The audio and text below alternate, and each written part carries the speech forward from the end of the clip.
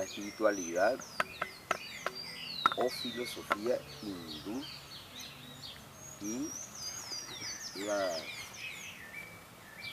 filosofía occidental en toda su,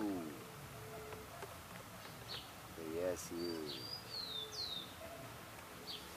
en toda su extensión, en la que se comprende justamente, como te digo, la espiritualidad también, en general, pero son ideas fundamentales que se plantean precisamente para tratar de compaginar la,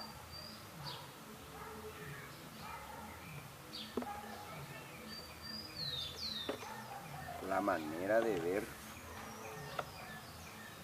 apropiada, que finalmente se puede decir es una sola enseñanza, o en fin, una manera de entender que es abarcadora para todas las enseñanzas espirituales y de sabiduría que han surgido en el planeta, podemos decir. Eso nomás es lo que realmente implica este trabajo, podemos decir, que yo comencé a hacer y que llamé de esa manera.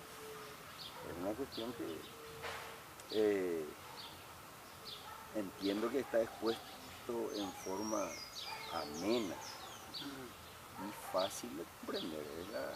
Es justamente el propósito, de que cualquiera que se interese puede entenderlo, puede llegar a encontrar o descubrir el significado que tiene. Entonces es una forma, aparte de ser un trabajo también que tiene que ver con el que atañe a mi propio camino, en ese sentido. Pero eso vas a verlo por vos mismo cuando en algún momento te, te haga llegar, también te alcance eso para que lo puedas juzgar, porque al final de cuentas lo importante es que uno encuentre en eso eh,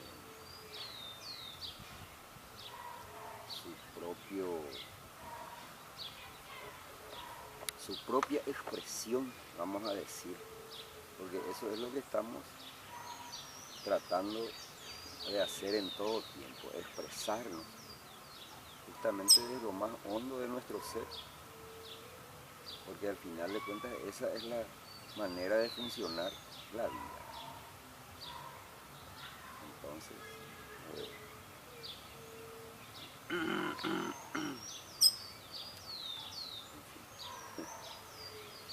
Estábamos hablando del libro de Don Emiliano, que está en ciernes, que está escribiendo, que se llama Nueva Buena Nueva. Así es, ¿verdad? Tiene un subtítulo más o no. sí, la nueva, buena nueva, en realidad le titulé La yo, pero nueva puede ser buena nueva. buena nueva, buena No, nueva nueva, buena buena nueva nueva. también, pero La nueva buena buena nueva. nueva. Y el subtítulo es Somos eso. Somos eso. O sea que es una cosa que puede llegar seguramente al público en algún momento dado, o veremos cómo se manifiesta. A mí me estaba acordando justamente de esa anécdota que vos solés contar cuando estabas por entrar en el Semafor, el cuartel, en la milicia, ¿verdad? El servicio militar, y que no sé cómo, no sé si vos querés contar, ¿te acordás de la anécdota o no? Y en este momento no sé exactamente a qué anécdota te referís. Y cuando vos te estabas inscribiendo, parece, o te estaban haciendo los controles, los exámenes para anotarte, y ahí ya estaba un cabo o un sargento o algo, ¿no te acuerdas? Y te Me dijo, acuerdo, Me acuerdo de eso, o sea que hacía esa parte y que más o menos No, y te dijo, bueno, venga usted acá, vamos a descuarearle, algo así, vamos a castigarle ya a usted. Y vos le dijiste, no, todavía yo no estoy adentro, algo por el estilo. No, todavía, ahora mismo todavía yo no estoy. Y te escapaste, ¿verdad? Y después cuando estaba allá adentro, cuando estaban en el cuartel militar, en el servicio, ahí te agarró otra vez el tipo. Ah, acá está usted, el filósofo. ¿Te acuerdas? Vos por decirle yo ahora no estoy, o sea, por haberle dicho aquella cuando te estaba escribiendo, que todavía no era todavía no estabas bajo su autoridad. Para eso él ya eras, para él vos ya fuiste filósofo al mencionar y destacar eso. Y después seguramente te descubrió cuando te agarró. Entiendo, ¿no? Y, ¿Te acuerdas? ¿Así no, era o estoy no, recordado? así era en líneas generales. En realidad lo que me acuerdo es que nos fuimos a retirar los uniformes.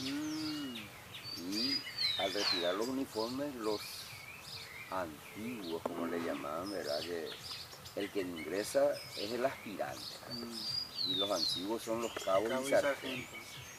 Entonces, al retirar yo los uniformes y salir para volver a casa, me agarraron ahí unos cuantos, ¿verdad? Para justamente, fundamentalmente cortar el pelo largo que uno tenía. Eso es lo que ellos normalmente hacían, y ahí comenzaban también a entretenerse, a jugar con uno mismo, ¿verdad? Torturarle a los inferiores.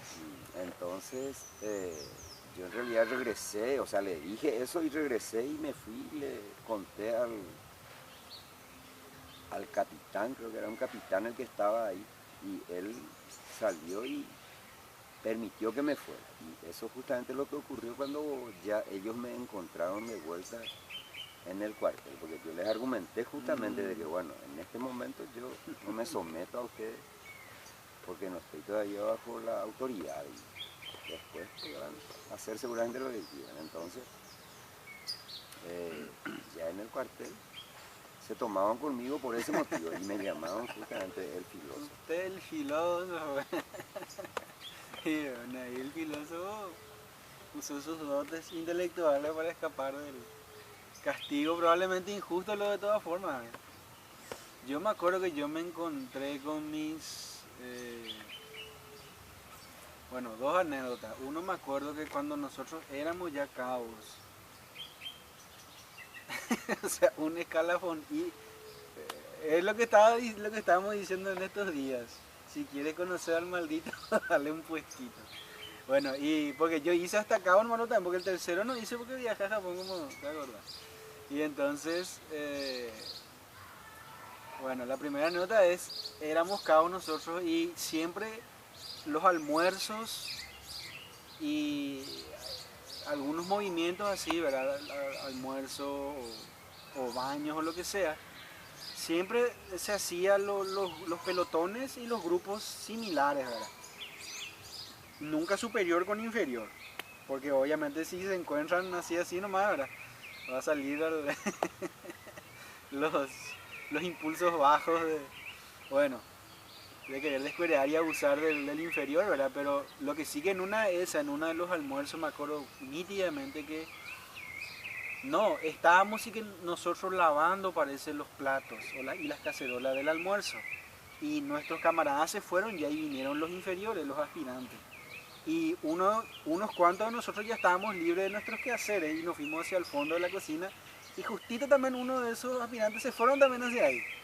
Y me acuerdo que ponerle que estábamos entre 5, 6 cabos y 10 o algo aspirantes. Y yo digo, bueno, era una especie de infraganti porque al menos de nuestro lado nosotros parece, si no estoy trascordado, terminamos nuestros quehaceres, pero esos aspirantes se escaparon nomás de su grupete, ¿verdad? Y entonces ahí había uno de mis camaradas que era un rubio gordito. Y el tipo, no te imaginas cómo se saltó encima de los otros. Y ni se entendió lo que decía. Y entre los 10 que habían, 5 ya rajaron, ya escaparon. Y de los 5 otra vez los, los 5 que quedaban se quedaban así, todos alelados por la manera como le empezó a gritar mi camarada. Tírese ahí, haga lagartija, haga esto, haga lo otro. Y se escaparon unos, los otros se quedaron y tuvieron que hacer, tuvieron que cumplir. Y esa es una de las anécdotas que yo dije, a la pita, a tal punto que uno con el poder se corrompe por lo visto. Ahora es cierto también el otro dicho que el poder corrompe y el poder absoluto corrompe absolutamente. Pero me acuerdo de otra anécdota en la cual yo, porque te acuerdas que yo entré con un permiso especial un año antes, a los 16 o los 17, para... Bueno, y lo que sí que yo entré, y entonces yo entré un año antes que mis compañeros de colegio. Y entonces todos mis compañeros se fueron, algunos vamos a decirle, a la infantería, otros a la artillería, a varias armas. Y yo por supuesto me fui a la Fuerza Aérea y entonces mi segundo periodo, en el primer periodo no le conocía a nadie, todos camaradas de todas partes del país. Pero en la segunda sí yo les encontré eran en un receso, en un recreo, estaban todos esparcidos por ahí, les encontré a mis compañeros de colegio. Y entonces ahí se me presentó la tentación de abusar un poco con él. Pero no abusé y no dije nada, así nomás todo bien. Y es chistoso porque en el colegio somos totalmente iguales, ¿verdad? Pero ahí claramente el ego se veía como que yo soy superior a ustedes y si ustedes así hacen, yo ahí les caigo encima. Pero así nomás jugando, ¿verdad? Y creo que uno de mis compañeros, con dos de mis compañeros me encontré ahí. Y así hablamos nomás todo bien, ¿verdad? Pero uno de los otros, uno de ellos con lo que me encontré, creo que siguió la carrera siguió la carrera, o sea que es militar, creo, si no estoy tan seguro. Porque es un compañero que siempre me solíamos hincharnos por el tema de un jueguito que había de estrategia que se llama Command and Conquer, o sea, comanda y conquista. Red Alert, alerta roja. Y chistoso es la premisa del jueguito, porque en el jueguito, imagínate en la imaginación, en el jueguito se crea Einstein, Albert Einstein crea una máquina del tiempo y se va en el pasado y le toca a Hitler y Hitler desaparece de la historia, o sea, porque al tocarle vos en el viaje, tontería, ¿verdad? Pero chistoso también. Entonces Einstein se va y le dicen, vos qué estás haciendo acá. En un momento cuando Hitler, o sea, en un momento histórico en el cual se sabe que Hitler estaba en ese lugar en la historia y también no tenía ninguna autoridad ni tenía nadie quien le proteja, pero se sabía que él estuvo ahí. Parece que cuando le echaron de su colegio de las artes, ¿verdad? Y entonces Einstein le dice, usted es Heil Hitler, y le pasa la mano. Chistoso es la peliculita, y entonces le pasa y desaparece Hitler así, sus partículas subatómicas se deshacen y Einstein ahí, y vuelve Einstein. Y ahí le dice otra persona, otro científico le dice, está hecho, le dice. Sí, ya, está hecho, le dice. O sea que Hitler desapareció de la historia, por lo tanto no hubo Segunda Guerra Mundial, así como nos acordamos. Pero la eliminación de Hitler creó el camino para Stalin. Y Stalin fue el que, o sea, los soviéticos, al haber ese vacío de poder de Alemania nazi, los soviéticos se volvieron demasiado poderosos y al final la guerra hubo de todas formas, pero Stalin y los soviéticos son los que invaden Europa y Alemania aliada con el resto de Europa. Cositas así, ¿no? Y te digo nomás que ese jueguito tiene una música que se llama Hell March, Marcha del Infierno, y es un y dice, y una voz alemana que dice, preparen las armas, algo por el estilo, ¿verdad? O sea que te da ese tono marcial de que vamos a luchar, ¿verdad? Y te digo más que este compañero le gustaba también ese jueguito y esa música por sobre todas las cosas, y parece que es militar, según lo que me acuerdo. No, pero volviendo nomás al punto, Goya era un filósofo porque le agarraste al capitán y le dijiste, bueno, acá sí tiene que, te hizo un salvoconducto, pero después no te escapaste de tu karma por lo visto. Te agarraron al fin y al cabo. Algo así. Ay, ay. Me Y me estaba acordando más de esa anécdota por lo de filósofo, ¿verdad? O sea que si vos hubiese sabido también ahí, quizás le hubiese dicho, bueno, sí, no solamente yo soy filósofo, sino uno de mis hijos también va a ser filósofo. Así que, ¿qué es lo que está dando? Capitán, capitán. No, y por eso estamos hablando también en el tema de los militares, por eso es lo que yo te digo, el verticalismo, ¿verdad? O sea que, o el autoritarismo en el cual ellos, o sea, un buen militar es alguien que no cuestiona su orden, la orden que le viene. Lo mismo que en la religión también institucionalizada, o sea que en parte también funciona así, porque vos recibís la orden y tenés que acatar nomás, no tenés que cuestionar y no tenés que... En la Constitución Nacional del Paraguay, ¿verdad? Dice las armas son una fuerza obediente, no deliberante. Obediente, no deliberante. Entonces, si la orden viene, y me acuerdo también de los espartanos, por ejemplo, que cuando se iban las madres a despedirle a sus hijos que se iban a ir a la guerra, ¿verdad? Le llevaban y le preparaban, qué sé yo, sus víveres o lo que sea, y le cantaban una música o le recitaban un poema que decía, vuelve a casa con tu escudo o encima de él. ¿Te acuerdas de eso? O sea que volvé a casa trayendo otra vez tus pertrechos, tu escudo, o si no venía encima de tu escudo, como un cadáver y los camaradas llevan el cadáver con el escudo, ¿verdad? Y también en la política ateniense, creo, o griega en general, la antigua, ¿verdad? Se decía colgar tu escudo por tu puerta, colgar tu escudo por la puerta cuando vos ya te retirás de la vida pública. Y no, y me acuerdo más porque Sócrates mismo también su daemon, ¿verdad? Su daemon o demonio, entre comillas, le decía, siempre le dijo a él, no vaya a entrar en la política, nunca entra en la política, pero la gente según cuenta, él fue muy de joven, ¿verdad? Cuando le tocó luchar fue muy valiente, creo que le salvó a unos cuantos, incluyendo, ¿quién era? Alcibíades, o uno de los después que iba a ser líderes, que iba a causar una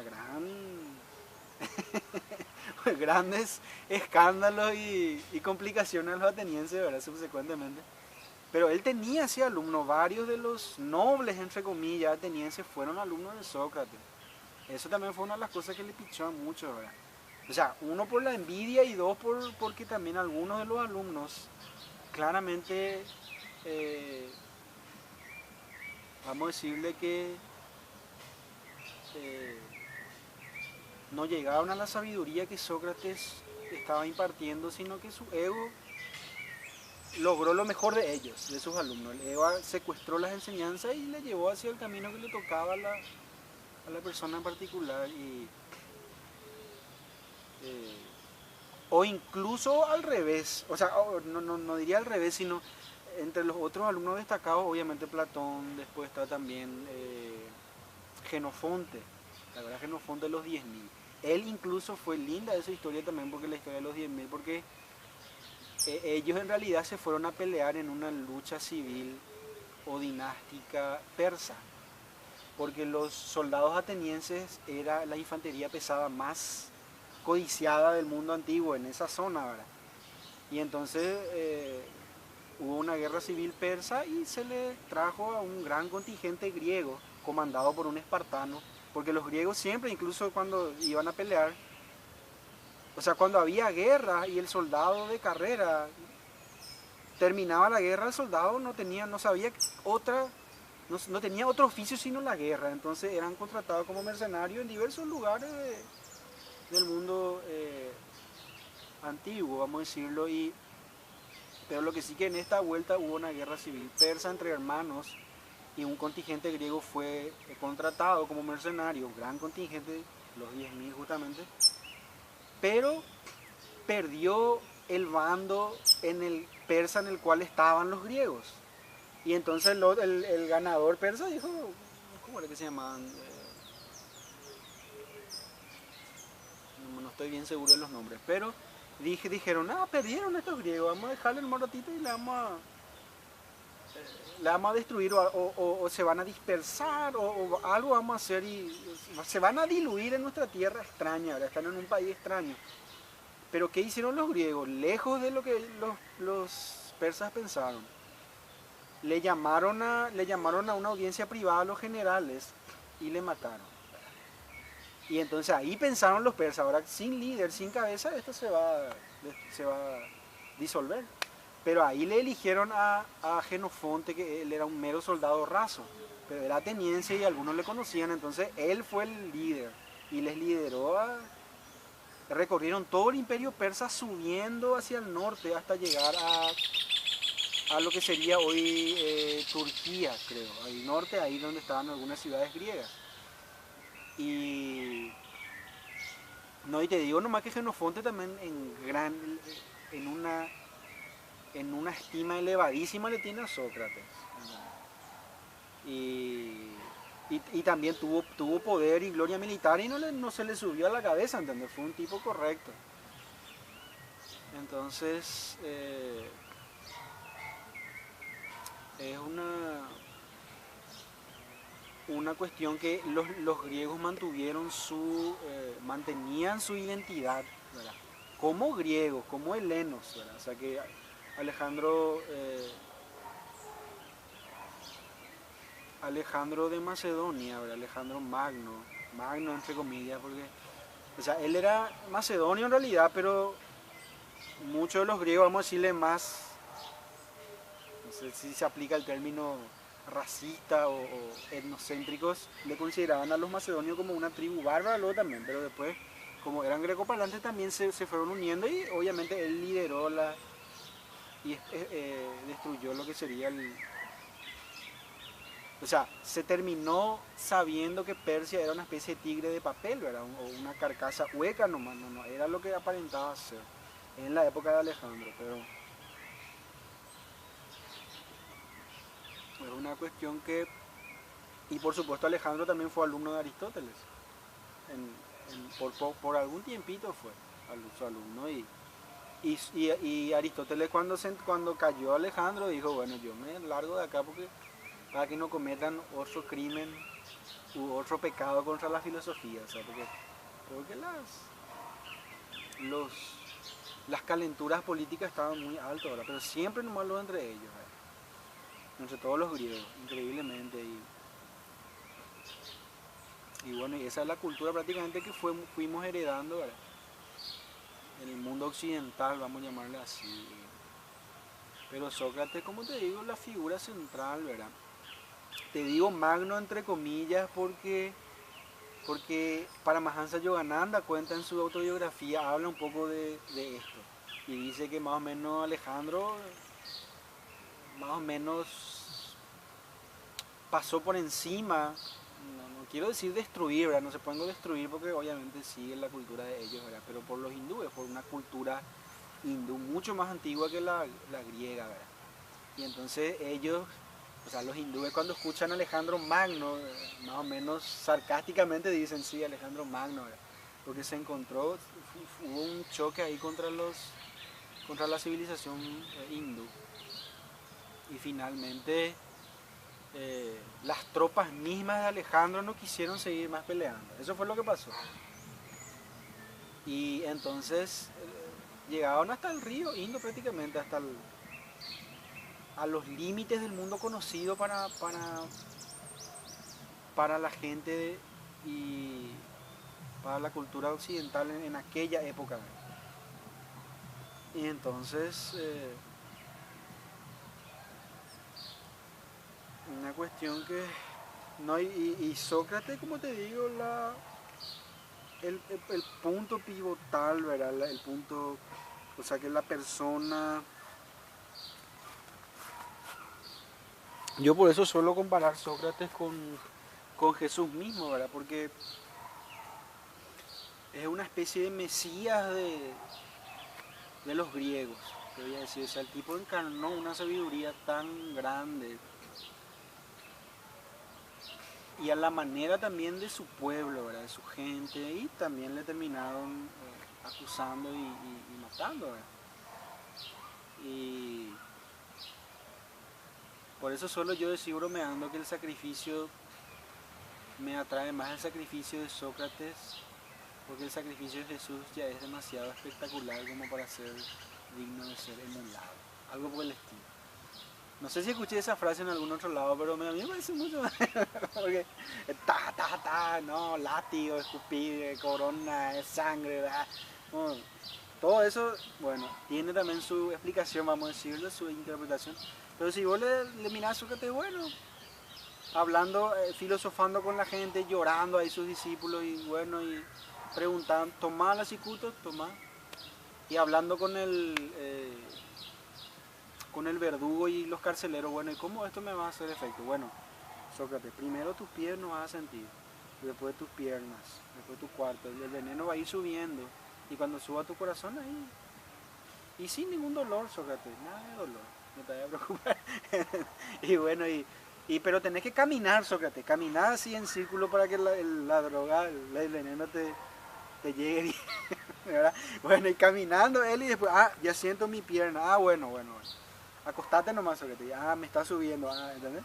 Y mientras eso, algunos de sus discípulos llorando, otros aquí, ¿entendés?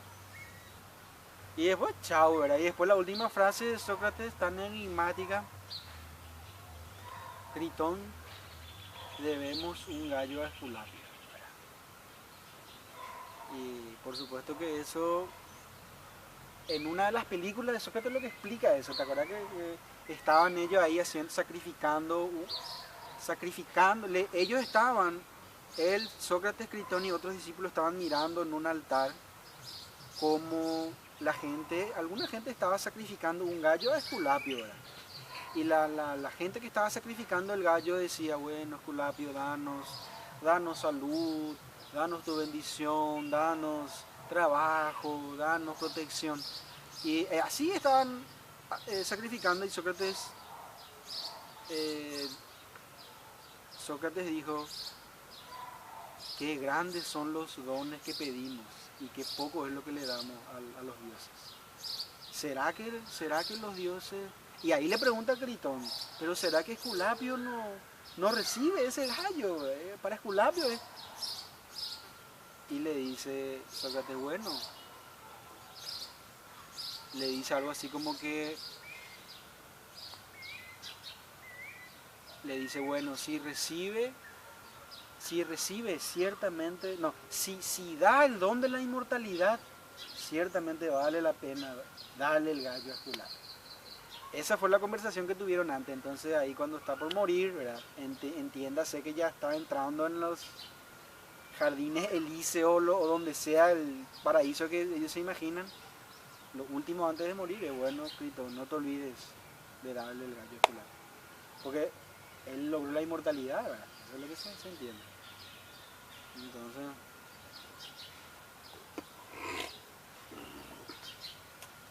esa sería la explicación de la última frase de Sócrates.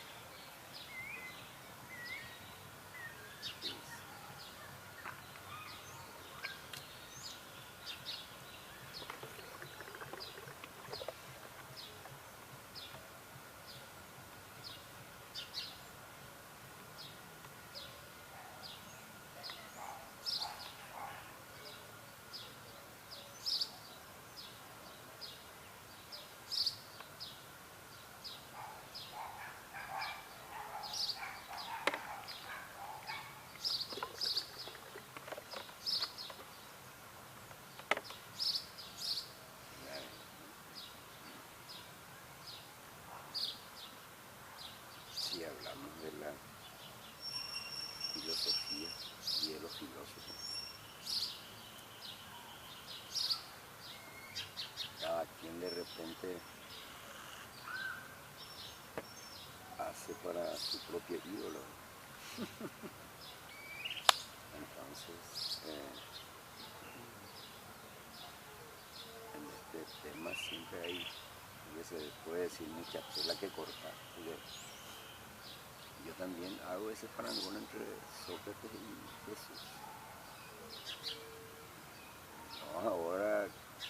No ahora, sino desde hace